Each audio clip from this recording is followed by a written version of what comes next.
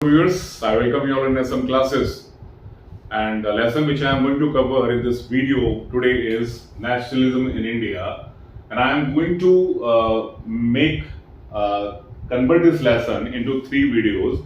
और आज मैं कोशिश करूंगा सेकेंड यूनिट तक बनाने की, इस लेसन को कवर करने की, जैसे कि मैंने नेशनलिज्म इन यूरोप में किया है। आप लोगों ने होपफुली देखा होगा इस वीडियो को, और मैं बहुत सारी चीजों को यहाँ पर आपको समझाता हुआ चलूंगा। पहले थोड़ा इंट्रोडक्शन ले लेते हैं इसका। Let's talk about introduction. जैसे कि नेशनल यूरोप में हुआ था, वहां पे नई आइकन्स बने, नए सिंबल्स बने और नेशन स्टेट्स के रूप में डेवलप हुए जो स्कैटर्ड यूनिट्स थी। भारत में क्या था? भारत में ये जो मूवमेंट था, जो नेशनलिज्म था, it was combined with anti colonial movement. Anti colonial movement का मतलब क्या था? अंग्रेजों के अगेंस्ट लड़ाई थी यहाँ पर। और जो शेयर्ड बॉन्ड था भारतीयों में, क्योंकि India was a diversified unit और बहुत सारे यहाँ पर अलग अलग रियासतें थी यहाँ पर, तो यहाँ पर जो शेयर बॉन्ड था वो ये था कि लड़ाई किसके खिलाफ थी? अंग्रेजों के खिलाफ लड़ाई थी, and that was the main share bond. और यहाँ पर गांधी ने इस मूवमेंट, इस कांग्रेस के अंडर में, कांग्रेस के साथ रहकर के गांधी जी ने इस मूवमेंट को चलाया। और इस लेसन में हम पढ़ने वाले हैं कांग्रेस की क्या जो लीडरशिप थी। हम 1920 के आगे की कहानी हम पढ़ेंगे यहाँ पर, और हम बात करेंगे यहाँ पर 2 मूवमेंट्स की मेनली, और उनमें से एक मूवमेंट तो ये है जिसका नाम है एनसीएम। एनसीएम शॉर्ट में लिखा है मैंने, पूरा नाम है इसका नॉन कोऑपरेशन मूवमेंट, जिसको हम हिंदी में असहयोग आंदोलन भी कहते हैं। और दूसरा जो मूवमेंट है ये 1921 में लॉन्च हुआ था जनवरी में, और दूसरा जो मूवमेंट है उसको मैं शॉर्ट में हम कहेंगे सीडीएम। सीडीएम का मतलब यहाँ पर होगा सिविल डिसोबीडियंस मूवमेंट, जिसको हिंदी में कहते हैं सविनय अवज्ञा आंदोलन, जो 1930 में हुआ था। गांधी ने ही लीड किया था इस मूवमेंट को। तो will talk about these 2 movement, पर इस वाले में मैं कवर करूंगा नॉन कोऑपरेशन मूवमेंट, क्योंकि 2 यूनिट तक नॉन कोऑपरेशन मूवमेंट ही आता है। तो हमारा लेसन ये यहां से स्टार्ट होता है द फर्स्ट वर्ल्ड वॉर, खिलाफत and NCM. First world war का आपको पता होगा टाइम 1914 से 1918 तक चली है first world war. First world war ने किया क्या? भारत में इस वर्ल्ड वॉर ने बहुत ही ट्रबलसम सीन क्रिएट कर दिया। कैसे कि जो वॉर का एक्सपेंडिचर था, the expenditure of war that was covered by levying loans, by levying taxes, क्योंकि जो अंग्रेज थे इन्होंने लोन्स लिए थे वर्ल्ड वॉर को पूरा करने के लिए। कस्टम ड्यूटीज को रेज कर दिया गया, इनकम टैक्स को इंट्रोड्यूस कर दिया गया, और इसके अलावा विलेजेस से जबरदस्ती भर्तियां शुरू की गई, and the soldiers were recruited from the villages. जबरदस्ती लड़कों को, गांव वालों लड़कों को उठा लिया गया। और ऐसे ही समय में यहां पर क्या हुआ? 1918-19 में और 1920-21 में क्रॉप फेलियर हो गई, और इसके साथ इन्फ्लुएंजा एपिडेमिक आया। इन्फ्लुएंजा एपिडेमिक फैला, और जो सेंसस है 1921 का, वो ये बताता है कि लगभग 12 to 13 मिलियन पीपल जो है वो इसमें पेरिश हो गए, बर्बाद हो गए, नष्ट हो गए। ये स्थिति थी। और वर्ल्ड वॉर ओवर होने के बाद भी जैसे उम्मीद थी कि शायद कुछ अंग्रेज करेंगे, जैसे उन्होंने वायदा किया था when they involved India in the world war, लेकिन कुछ अंतर निकला नहीं यहाँ पर।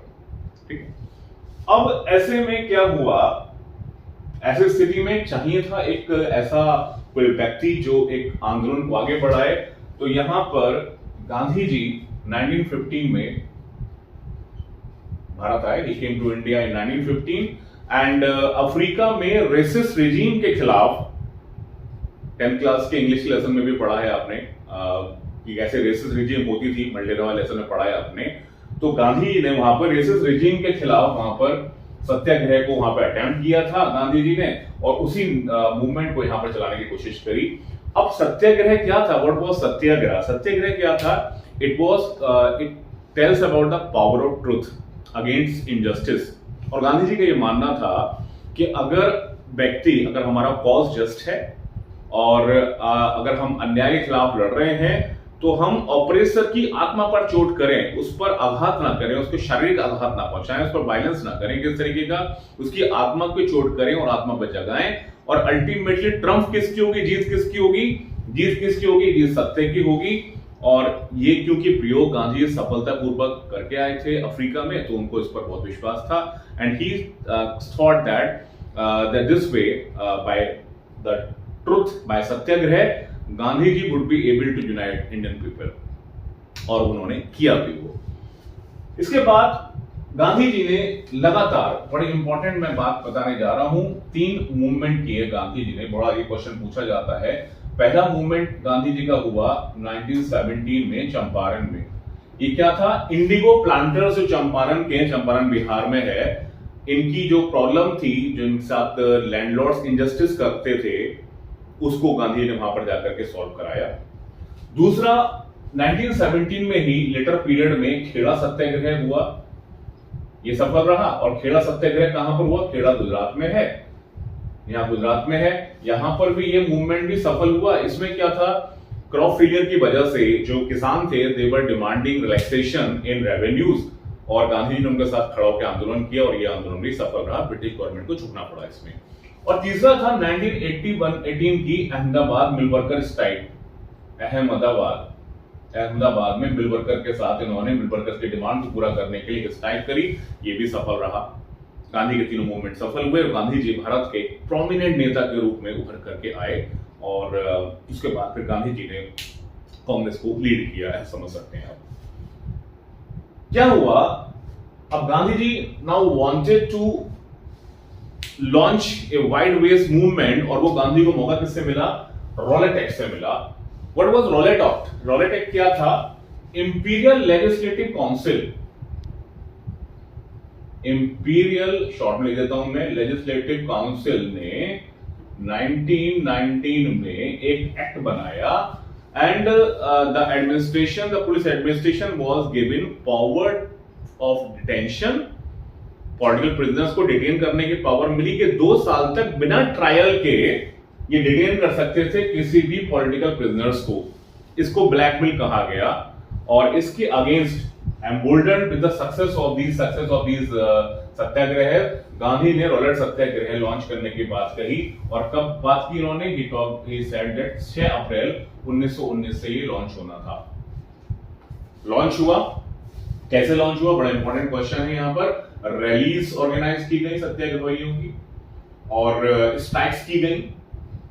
इसमें स्ट्राइक, रेलवे वर्कशॉप्स की स्ट्राइक्स की गई, टेलीग्राफ ऑफिस की स्ट्राइक की गई। अब ब्रिटिश गवर्नमेंट को लगा कि कहीं ऐसा ना हो जाए, जो लाइन ऑफ कम्युनिकेशन है, जैसे रेलवेज है और टेलीग्राफ सर्विस है, टेलीग्राफ सर्विस बहुत इंपॉर्टेंट थी उस समय, वो डिसरप्ट ना हो जाए, तो उसको क्लैम्प डाउन करने की कोशिश करी अंग्रेजों ने, ब्रिटिश गवर्नमेंट ने। और उन्होंने क्या करा, अमृतसर से नेताओं को उठा लिया, और गांधी जी की एंट्री को दिल्ली में बार कर दिया गया। और क्या हुआ, अमृतसर में पीसफुल सत्याग्रही पर इन्होंने लाठीचार्ज कर दिया।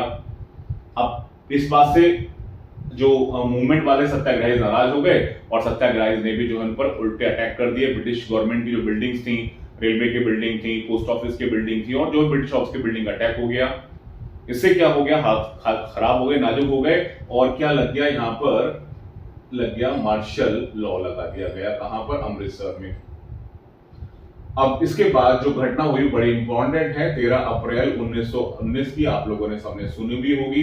13 अप्रैल 1919 में क्या हुआ कि जनरल डायर ने कमांड ले रखी थी, और कुछ लोग इस ये जो जबरदस्ती अरेस्ट किया गया था इसके अगेंस्ट, और बैसाखी के मेले के चक्कर में कुछ लोग आए हुए थे, जलिया वाला बाग में पहुंचे हुए थे, हर साल आते थे, एंड डिड नॉट, उनको पता नहीं था कि मार्शल लॉ लगा हुआ है यहाँ पर। और जनरल डायर ने यहाँ किया सारे एग्जिट पॉइंट्स को बंद करके लोगों पर गोलियां चला दी गई, जिसमें थाउजेंड्स ऑफ लोग मारे गए। लोगों की ऑफ कोर्स नाराजगी बढ़ी, जलियांवाला बाग मैसेकर हुआ, बहुत बड़ा हत्याकांड था ये। और डायर ने सिर्फ इतना कहा, जब उसको जवाबदेही मांगी गई, उसने कहा कि he wanted to create a moral effect on satyagrahi, जो बताना चाहता था उनको कि उनको मॉरल इफेक्ट क्रिएट करना चाहता था, उनको डराना चाहता था। इतना सा कह करके बेशर्म वाला कमेंट दे करके उसने ये कर दिया। लेकिन क्योंकि स्थिति बिगड़ गई थी, तो अंग्रेजों ने भी बड़ी बुरी तरीके से कुचला। भारतीयों ने जिन्होंने वायलेंस किया था, उनको नाके रगड़वाई, उनको नोज जमीन पर रगड़वाई, और उनको खड़ा करके सलाम ठुकवाए, सलाम करवाए, सैल्यूट करवाए, और एक जगह गुजरानवाला है जो पाकिस्तान में है, वहां पर सिविलियंस पर बॉम्बिंग की, बॉम्बार्डमेंट किए गए, तो बड़ी बुरी तरीके से कुचला गया क्योंकि ये वायलेंट हो गया था मूवमेंट। तो गांधी ने इसको फिर फाइनली विड्रॉ कर लिया। Gandhi ji withdraw this movement. Now what Gandhi ji was thinking to launch a wide based movement, और ऐसा मूवमेंट गांधी चलाना चाह रहे थे कि जिससे हिंदू और मुस्लिम दोनों यूनाइट हो जाएं। तो गांधी जी को यह मौका मिला, किससे मिला? गांधी को मौका मिला खिलाफत से। खिलाफत क्या था? फर्स्ट वर्ल्ड वॉर में जो ऑटोमन टर्की था उसकी हार हुई। वो क्योंकि अलाइड फोर्सेस के जो अंग्रेज थे, ब्रिटिश एम्पायर वाली जो फोर्सेस थी, अलायंस थी, उसके अगेंस्ट लड़ रहा था, इसकी हार हुई। और इस पर एक बहुत ही हार्श ट्रीटी, जैसा आपको पता था जर्मनी की ट्रीटी आपने पढ़ी है 9th क्लास में, बहुत ही हार्श ट्रीटी को थोपी जा रही थी। और जो इनका रिलीजियस गुरु था सारे वर्ल्ड के मुस्लिम्स का, खलीफा जिसे हम कहते थे, उसकी टेम्पोरल पावर को छीना जा रहा था। तो सारा जो मुसलमान था वर्ल्ड का वो नाराज था। Gandhi ji found this an opportunity to unite Khilafat issue with non cooperation movement which Gandhi ji wanted to launch. और खिलाफत कमेटी बनी मुंबई में 1919 में शौकत अली और मोहम्मद अली के प्रयासों से, और दोनों भाइयों ने, शौकत अली और मोहम्मद अली ने, शौकत अली, राइट, मैं नाम एक बार लिख देता हूं, याद रहेगा आप लोगों को, शौकत अली और मोहम्मद अली, मोहम्मद को शॉर्ट में लिख देता हूं, मोहम्मद अली, इन दोनों भाइयों ने मिलकर गांधी जी से बात किया। They negotiated with Gandhi ji in order to combine the movement of Khilafat with non cooperation. और सितंबर 1920 में जो कोलकाता अधिवेशन हुआ, वहां पर एक कॉम्प्रोमाइज बनाया गया कि खिलाफत इशू को नॉन कोऑपरेशन से मनाया जाएगा। ठीक है, इतनी बात हमारी यहाँ पर हमने कर ली है। अब जो हमारी अगली यूनिट आती है, जो next unit which I am going to cover, let me rub this. अब हम 1.3 यूनिट की तरफ पहुंच रहे हैं। Now we are moving towards से 1.3। ये जो कपड़ा है मेरा, ये उससे अच्छा काम करता है, this works better than the duster से अच्छा काम करता है। That's why I use this। अभी क्योंकि मुझे और काफी लिखना है, बोर्ड खाली करना से जरूरी है, right. So we are here. So अब हमारी जो अगली यूनिट है कि why non cooperation, why NCM. तो गांधी जी ने अपनी बुक हिंद स्वराज, जो 1909 में उन्होंने बुक लिखी थी हिंद स्वराज, उसमें गांधी जी ने ये कहा कि अगर भारतीय कोऑपरेट नहीं करते अंग्रेजों के साथ, तो how could the British be able to establish their empire here? कैसे अपना एम्पायर को एस्टेब्लिश कर पाते? नहीं कर पाते। ये गांधी ने कहा। सो एक नॉन कोऑपरेशन मूवमेंट लॉन्च करना था। और कैसे अनफोल्ड होना था नॉन कोऑपरेशन मूवमेंट? तो सबसे पहले इसमें जो टाइटल्स थे ना, जो अंग्रेजों के टाइटल्स दिए हुए थे, जो भारतीयों को टाइटल्स दिए थे, उनको वापस करना था, विड्रॉ, उनको वापस करना था, उनको वापस देना था उनको। उसके बाद सिविल सर्विसेज का बाइकआउट, सिविल सर्विसेज का बाइकआउट करना था। इसके अलावा जो स्टूडेंट्स और टीचर्स हैं वो स्कूल नहीं जाएंगे। जो सरकारी दफ्तर में काम करने का रहे हैं, सरकारी दफ्तर में काम नहीं करेंगे। ठीक है, इसके अलावा फिर और जो है जितने भी गवर्नमेंट संस्थान हैं उनको सबको विड्रॉ करना था। लॉयर्स लॉ कोर्ट नहीं जाएंगे। इस तरीके से ये अनफोल्ड होगा दिस मूवमेंट। और अगर ब्रिटिश गवर्नमेंट नहीं मानेगी तो एक मूवमेंट सिविल डिसोबीडियंस के साथ लॉन्च होना था। ये वाली पूरी प्लानिंग थी। I mean, it was not easy, आसान नहीं था नॉन कोऑपरेशन मूवमेंट लॉन्च कराना, क्योंकि नवंबर 1920 में काउंसिल इलेक्शन होने थे, काउंसिल इलेक्शंस होने थे, और उसमें कुछ कांग्रेसी पार्टिसिपेट करना चाहते थे because they wanted to participate, ताकि ब्रिटिश गवर्नमेंट की जो हरकतें हैं वहां पर उनको रोका जाए काउंसिल में बैठ करके उनके साथ। पर गांधी जी के प्रयासों के बाद, और बहुत बड़ी टसल रही 1920 में, सो अल्टीमेटली 2 सेशन हुए 1920 में। एक कलकत्ता सेशन हुआ सितंबर में जो सेशन हुआ वो कलकत्ता में हुआ, और दिसंबर का जो सेशन हुआ वो हुआ नागपुर में। Finally Gandhi ji was able to convince and a compromise was made and the non-cooperation combined with Khilafat issue was to be launched from January 1921. तो जनवरी 1921 से यानी कि साल की शुरुआत होने से अब नॉन कॉपरेशन मूवमेंट लॉन्च होना था। ठीक है, इतना बात समझ में आ गई। अब हम आते हैं हमारी यूनिट 2.1 पर।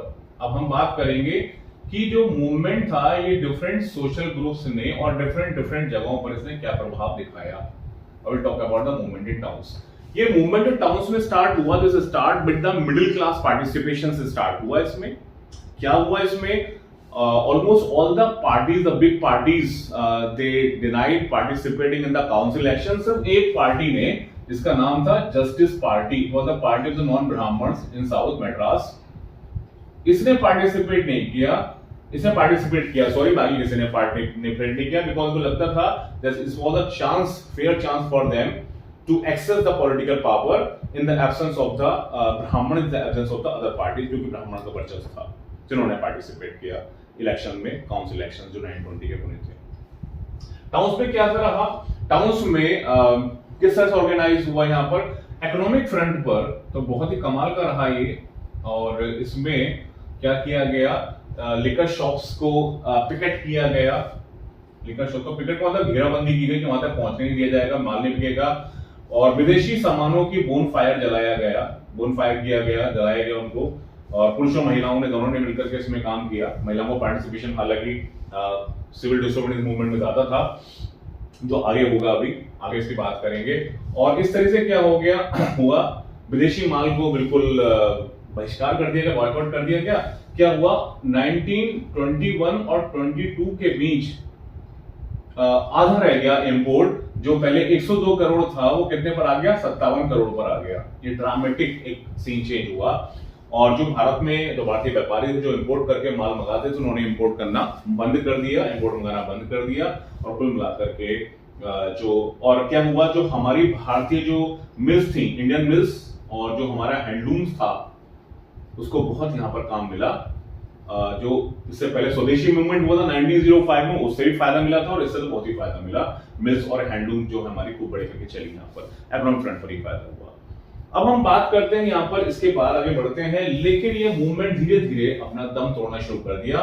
ये क्वेश्चन बड़ा इंपॉर्टेंट है, मैं 2 पॉइंट बताता हूँ इसके, और मैं इसको एक्सप्लेन करता हूँ। Why did non cooperation movement in towns not survive, या कुड नॉट सर्वाइव, क्यों सर्वाइव नहीं कर पाया ज्यादा दिनों तक? तो खादी, और 2 पॉइंट इसमें बता रहा हूँ, जिसको एक्सप्लेन करता हूँ मैं अभी आपके लिए। दूसरा है अल्टरनेटिव इंस्टीट्यूशंस। क्या था, why could is not run for long? क्योंकि ब्रिटिश जो मिल के बने हुए कपड़ों का बहिष्कार किया गया। So now what the Indians could wear, they could wear only khadi, and khadi was very expensive. Even it is, I mean, today it is expensive, आज बहुत expensive, आज के तारीख में आप खरीदेंगे तो khadi expensive, and the Indians could not afford to buy it, purchase it. दूसरा क्या था, alternative institutions were very slow to come up. अब बच्चे स्कूल नहीं जाएंगे तो क्या करेंगे, इतनी इंस्टीट्यूशन नहीं खुल रही थी। स्वदेशी के बच्चे को सबको वहां पर उनको सेटल किया सके, अकोमोडेट किया सके। दूसरा है, लॉयर्स अगर वकालत नहीं करेंगे तो क्या करेंगे? So gradually the students started trickling into the schools, and the lawyers also join the law course. और उधर खादी तो महंगा ही था, तो धीरे धीरे ब्रिटिश मिल का माल भी फिर मंगाना की मजबूरी हुई। क्या करते, कैसे करते, और इस तरह से ये मूवमेंट जो है ये स्लो डाउन हो गया टाउन्स में। ठीक है, अब हम आते हैं दूसरी हेडिंग पर, वो है हमारी rebellion in the country side. 2.1 पर थे हम, now we will talk about 2.2.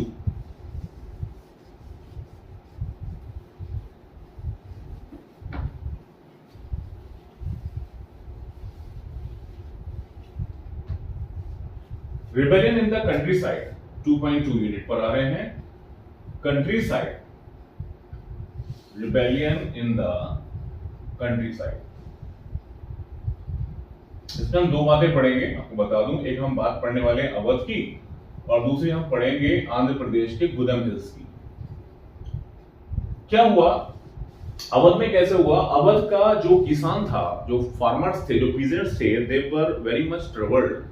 परेशान किस बात से थे कि यहाँ पर जो तालुकेदार थे, यहाँ लड़ाई किसके खिलाफ थी? तालुकेदारों के खिलाफ थी, जमींदारों के खिलाफ, लैंडलॉर्ड्स के खिलाफ थी। तो लैंडलॉर्ड्स क्या करते थे, लैंडलॉर्ड्स इन पर हाई टैक्सेस लगाते थे, सेसेस लगाते थे, इनसे बिगाड़ कराते थे, फ्री पे काम कराते थे। दूसरा, इनको जल्दी जल्दी लैंड से इविक्ट करते रहते थे कि कहीं इनका राइटफुल अधिकार ना बन जाए लैंड पर, राइट। और इस तरह से कुल मिलाकर के पीजेंट जो है बड़ा परेशान था, because they did not have any security of tenure, security नहीं थी टेन्योर की उनके पास कि कितना लंबे समय तक रहेंगे।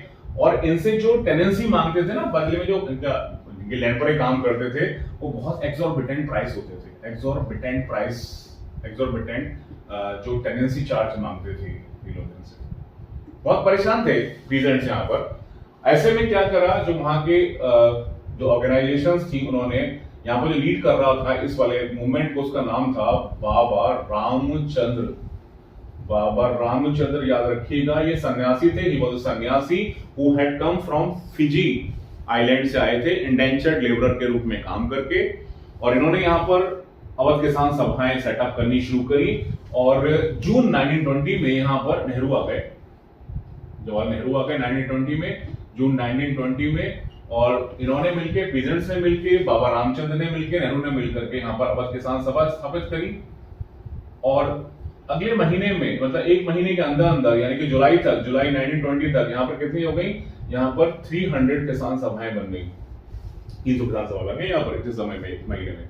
ये प्रभाव था नेहरू जी का, बाबा रामचंद्र का, परेशान थे। And then Nehru ji tried to organize this movement and combine this movement with non-cooperation when it was to be launched in 1921.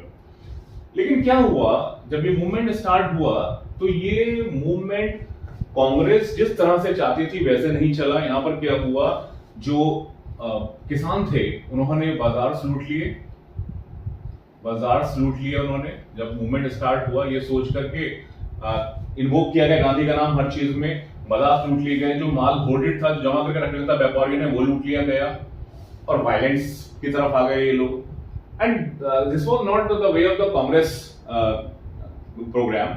तो कांग्रेस धीरे धीरे अपने हाथ खींच लिया इससे, और धीरे धीरे करके ये मूवमेंट जो था, मतलब इनका जो साथ था वो खत्म हो गया, वो अलग हो गया। और इस तरह से ये मूवमेंट जो है नॉन कॉर्पोरेशन से बिल्कुल अलग होकर के चला गया। कांग्रेस लीडरशिप ने इसका साथ नहीं दिया, और हर चीज में गांधी जी का नाम इन्वोक किया जाता था, गांधी जी का नाम लिया जाता था, गांधी जी का नाम चैंट किया जाता था। और लोकल लीडर्स ने बताया कि गांधी ने कहा है कि लैंड रिडिस्ट्रीब्यूट होगी, और गांधी के नाम पर ही सारे उल्टे सीधे काम किए गए। तो कांग्रेस ने अपना हाथ से खींच लिया। इसी में जैसे बताया था मैंने गुदम हिल्स में, तो गुदम हिल्स वाला जो एरिया था, ये क्या था एक्चुअली, जो आंध्र प्रदेश में एक एरिया है गुदम हिल्स थे। यहाँ पर जो मूवमेंट डेवलप हुआ, ये गुरिल्ला वॉरफेयर थी। यहाँ पर गुरिल्ला वॉरफेयर में क्या होता है, यहाँ पर छुप छुप करके मारा जाता है, निकल के आते हैं, फिर मार दिया जाता है, फिर भाग जाते हैं, इस तरह चलता था ये गुरिल्ला वॉरफेयर थी। और परेशानी क्या थी, हिल्स वाले जो ट्राइबल्स थे नाराज थे, क्योंकि जो रिजर्व फॉरेस्ट के नाम पर they were barred entry from the forest, वहां से जो फ्यूल ब्रिटी ले सकते थे वो अपने जानवर को चरा नहीं सकते थे। और ये तो जो प्रिवेंटिव एक्ट थे ठीक थे, एक्चुअली इनका जो जुड़ाव बहुत ज्यादा होता है आदिवासियों का, ये इनके जीवन का, परंपरा का फॉरेस्ट पार्ट होते हैं, and they were not allowed there. तो पहले ही नाराज चल रहे थे इनसे। फिर जब इन्होंने वहां पर रोड कंस्ट्रक्शन में इनसे बिगाड़ कराने की कोशिश करी इन हिल्स वाले आदिम समाज के लोगों से, तो यहाँ पर ये मूवमेंट कैसा हो गया, यहाँ पर ये मूवमेंट एग्रेसिव हो गया, गुरिल्ला वॉरफेयर चल पड़ा। और इसको जिसने लॉन्च किया उसका नाम है अल्लूरी सीताराम राजू। अल्लूरी सीताराम राजू, अगर आप लोगों ने RRR देखी है SS राजामौली की, तो उसका जो कैरेक्टर था, जो रामचरण तेजा ने निभाया है, वो यही कैरेक्टर था, अल्लूरी सीताराम राजू। हालांकि उसमें ग्लैमराइज किया है। अल्लूरी सीताराम राजू जो है, क्या था इसके बारे में, ये कहते थे कि इनके बारे में कहा था कि he could make correct astrological predictions, he could heal the wounds of the people, and he could survive even the bullet shots. And later in the later period, the people started considering him incarnation of God, भगवान का अवतार लोग इनको मानने लगे। And he supported Gandhian ideology of banning the liquor, of prohibition of the liquor and all other things. और गांधी खादी वाले इसको सपोर्ट करते थे, लेकिन इनका मानना था कि आजादी जो है वो कैसे मिलेगी, वायलेंस से मिलेगी, एग्रेशन से मिलेगी, फोर्स से मिलेगी, ताकत से मिलेगी। लेकिन 1924 में ब्रिटिश अधिकारियों ने इनको उठा लिया और इनको एग्जीक्यूट कर दिया, इनको फांसी पर चढ़ा दिया गया। और इस तरह से ये मूवमेंट यहाँ पर ऐसा रहा सर सीताराम राजू की अंडर में। अब हम तीसरी यूनिट पर आ रहे हैं, तीसरे और आखिरी यूनिट पे आ रहे हैं और हम बात करने वाले हैं स्वराज इन प्लांटेशंस। स्वराज इन प्लांटेशन क्या था? PLANTATIONS, स्वराज इन प्लांटेशन। आपने 10th क्लास में एक लेसन पढ़ा होगा, नहीं पढ़ा होगा तो पढ़ लीजिएगा। टी फ्रॉम आसाम है, आसाम के बारे में आपको पता है कि असम क्या है, टी प्लांटेशंस के बारे में, टी के बारे में जाना जाता है। तो यहां पर क्या था प्लांटेशन एरिया में, यहां पर जो लेबरर्स थे वो अपने अपने गांव से आए हुए काम करते थे। प्लांटेशन एरिया में काम करने लेबरर्स क्या करा, ब्रिटिश गवर्नमेंट ने 1859 में एक लॉ बनाया, उसका नाम था इमिग्रेशन एक्ट। इमिग्रेशन एक्ट बनाया इन्होंने 1859 इमिग्रेशन एक्ट। और ये एक्ट क्या कहता था? ये कहता था कि no plantation workers were allowed to move outside the plantation worker, they were not supposed to leave the plantation area and मजे की बात ये थी कि ऐसी परमिशन कभी मिलती नहीं थी। तो एक तरह से क्या थे, बंधु मजदूरी कर रहे थे। और जब नॉन कॉर्पोरेशन मूवमेंट लॉन्च हुआ और जो बताया गया, इनको पता लगा इनको कि अपने अपने गांव में सबको लैंड मिलेगी, रिडिस्ट्रीब्यूशन होगा लैंड का, तो बेचारे भोले भाले जो प्लांटेशन वर्कर्स थे they started moving towards their homes, घर चल पड़े अपने। लेकिन standard with the strike off steamers इनको ये बेचारे जा नहीं पाए और इनको पुलिस जो है फिर बहुत ब्रूटली पीटते हुए और इनको वापस लेकर के आई। They were brutally beaten, they were brutally and means they were behaved with, इनके साथ किया गया। तो इस तरह से ये मूवमेंट यहाँ असम में रहा, प्लांटेशन एरिया में रहा। कुल मिलाकर के आपने देखा होगा कि जितने भी सोशल ग्रुप्स थे इन सब की अपनी एस्पिरेशंस थी, अपनी भावनाएं थी। बट लेकिन जब चाहे वो आदिम समाज के लोग हैं, जब वो अपना झंडा उठा करके जब वो स्वतंत्र भारत के नारे लगाते थे, तो एक कम से कम पैन इंडियन सोसाइटी एक लगता था कि हाँ एक भारत का एक एजिटेशन चल रहा है, एक मूवमेंट चल रहा है। सो ये this was the bond that united, right. So हमने यहाँ तक 2 यूनिट तक कवर कर लिया है। इसके बाद हम पढ़ेंगे सिविल डिसोबीडियंस के मूवमेंट के बारे में। I will try to finish in 2 videos, और अगर नहीं होगा तो 3 वीडियो बनानी पड़ेंगी मुझे। इसकी समझ में आना चाहिए वीडियोस, चाहे 2 में बने या 3 में बने। Thank you very much, hope you will learn the lesson up to here very well with the help of this video.